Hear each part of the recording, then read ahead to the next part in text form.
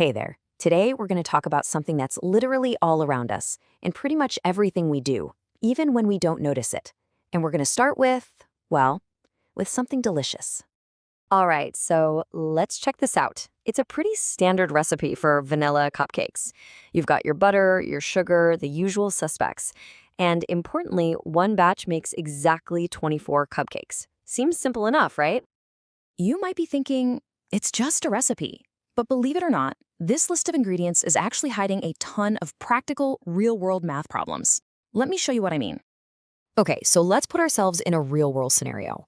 Imagine we're baking these for a big charity sale. We have a target to hit and a couple of little challenges to figure out before we even think about turning on the oven. So, problem number 1, scaling. We need to make 120 cupcakes, but the recipe is only for 24. So how many batches do we actually need to make? Well, that's a pretty straightforward division problem. 120 divided by 24. And boom, there's our first answer, 5. We're going to need to make exactly 5 batches of this recipe to hit our goal. See? Practical, simple, and absolutely necessary. Okay, batches figured out. Now, what about the shopping list? Let's talk milk.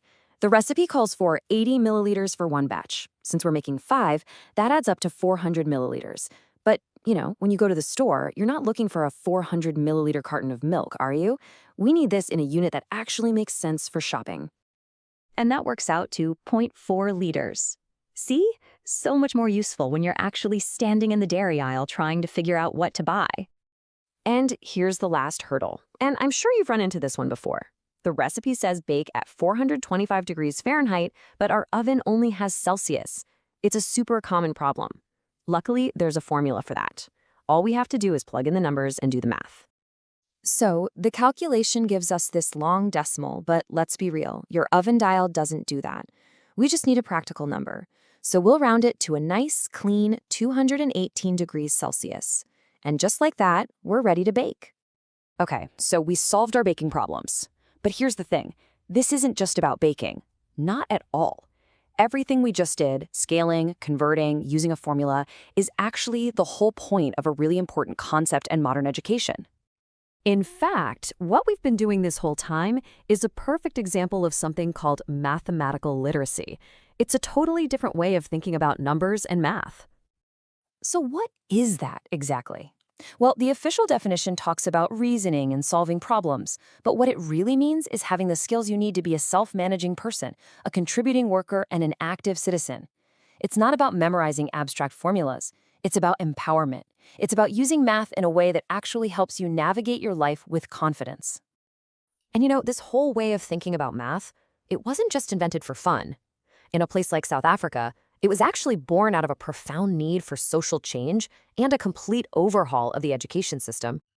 You can see it right here in this powerful quote from the Minister of Basic Education. This subject was created to be a direct response to the past. It was designed to fix the deep inequalities in education and to give all learners, no matter their background, the practical skills they needed to succeed in the modern world. And this change didn't happen overnight. I mean, it was a long road. It took 17 years of work with different reviews and updates along the way, all leading up to the curriculum we have today, which was established in 2012. It was all about building a system that was more fair, more relevant, and more practical for everyone. So that's the why. But how does it actually work? What's it made of? Well, it all boils down to 5 core ideas, the key elements that really make mathematical literacy what it is. And here's the cool part. If you look back at our cupcake problem, you can see it hits every single one of these points. We used basic math you could do on a simple calculator. The context was totally authentic, a real recipe. We solved a familiar problem. We made decisions, and critically, we integrated a bunch of different skills, division, multiplication, conversion, to get the job done. And you've probably guessed it by now, these skills are meant to go way beyond the kitchen. They are truly foundational skills, designed to be used everywhere in your life. I mean, just look at the scope here when you see the actual topics.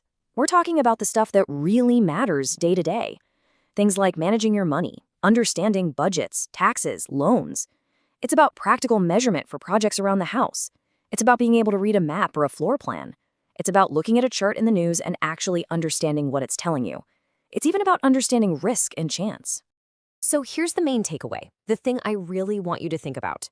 You are using mathematical literacy all the time. probably without even calling it that. Every time you figure out the fastest route to work, or double check your receipt, or calculate a 20% tip. That's it. You're doing it. So the next time you think to yourself, I'm not a math person, just remember the cupcakes and ask yourself this: what real-life math problem have I already solved today?